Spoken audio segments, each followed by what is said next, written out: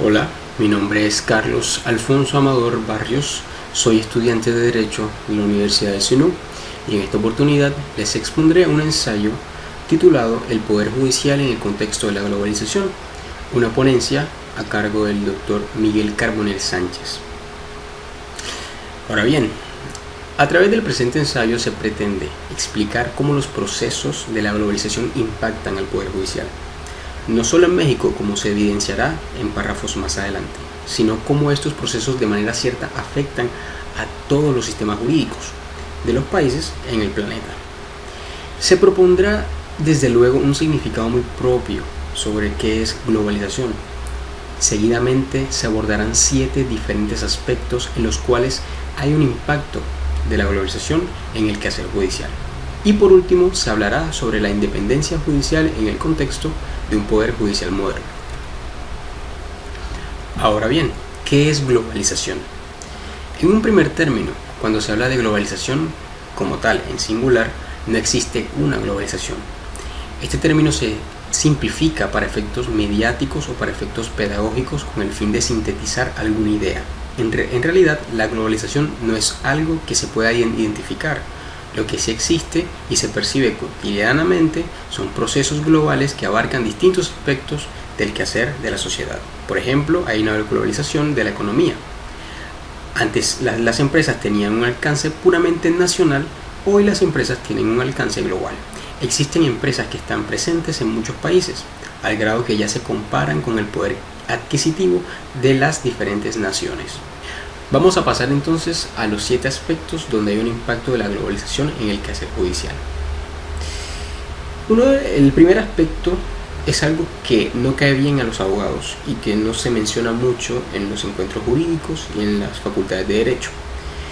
Es que el quehacer judicial tiene un profundo y directo impacto en la economía. Un mal poder judicial mina el desempeño, mina el crecimiento económico de un país y al revés, un poder judicial que dé confianza, un poder judicial que genere certidumbre, hace crecer la economía. Esto es algo que no gusta a los profesionales del derecho y el argumento para negar este aspecto es expresando que los abogados, jueces y magistrados no son fábricas. Los jueces generan confianza, como se dice, y más exactamente el sistema jurídico en conjunto de una nación puede generar confianza jurisdiccional, y eso es básico para el mundo de la globalización. Los países que han ido construyendo mejores sistemas judiciales han ido también sido más atractivos para la inversión extranjera, debido a que al brindar seguridad jurídica generan mayor libertad a los inversionistas para que sin temor a riesgos puedan hacer negocios en los países en general. Segundo aspecto. En el contexto de la globalización se cuenta con suficientes elementos para preguntarse y discutirse sobre el mejor modelo institucional para los poderes judiciales. ¿Qué experiencias han funcionado en los países? ¿Cómo se organizan en otros países? ¿Qué tribunales? ¿Para qué justicia? Esas preguntas las pueden responder la globalización. Se puede aprender de lo que se ha hecho bien en otros países. La base, la columna vertebral de organización de cualquier poder judicial moderno debe partir del concepto de una unidad jurisdiccional. ¿Qué significa la unidad de jurisdicción? Significa que todos los tribunales estén dentro del poder judicial. No puede haber tribunales por fuera de la lógica de estructuración del propio poder judicial. Cuando se habla del modelo institucional, ¿qué tribunales y para qué justicia? Se suele responder aumentando el personal del Poder Judicial. Esto puede ser una ayuda puntual y coyuntural. Cuando se habla de modelos institucionales, ¿qué tribunales y para qué justicia?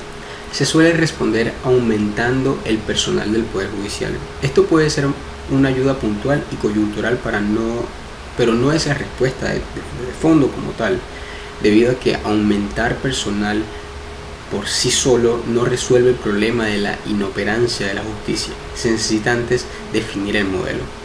Un tercer aspecto se refiere a que un hecho absolutamente básico en el mundo del siglo XXI es el acceso a la justicia. No se han resuelto las condiciones de acceso a la justicia. Las víctimas de los delitos son normalmente revictimizadas cuando acuden al Estado.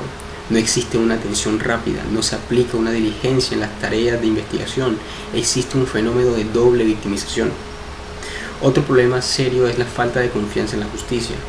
No se denuncian los delitos, existen sectores de la población excluidos del acceso a la justicia, para los cuales ni siquiera es una opción prestar una demanda por miedo a extorsiones, porque tienen la imagen de que no sirve de nada denunciar la comisión de un delito, con lo cual existe una falta de cultura jurídica.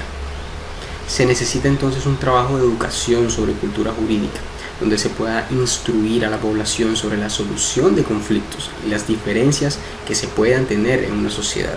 Esto quiere decir educar para resolver jurídicamente los problemas y hacer visible la existencia de órganos encargados precisamente para la solución o resolución de conflictos.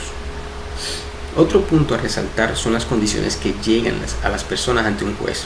Entendiendo lo anterior en el sentido de que en la actualidad los casos se hacen demasiado mediáticos y esto puede inclinar un poco la balanza en contra de una persona que esté siendo objeto de una investigación, al punto que antes de que la justicia determine si es culpable o inocente, la persona, dada la exhibición mediática, ya es sentenciada por la sociedad como culpable de un delito.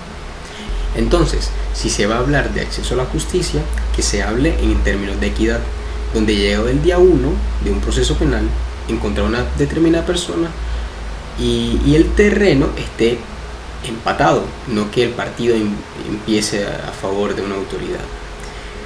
Cuarto aspecto, en el marco de la globalización se tiene un gran reto de renovar el parámetro de nuestro quehacer jurisdiccional, es decir, cuál va a ser el parámetro con que resuelvan los jueces, en el sentido que muchos estados ya incorporaron una serie de estándares globales, fundamentado esto en que los derechos humanos, que son reconocidos como concepción, son aquellos que se encuentran plasmados en la Carta Magna, pero también en los tratados internacionales.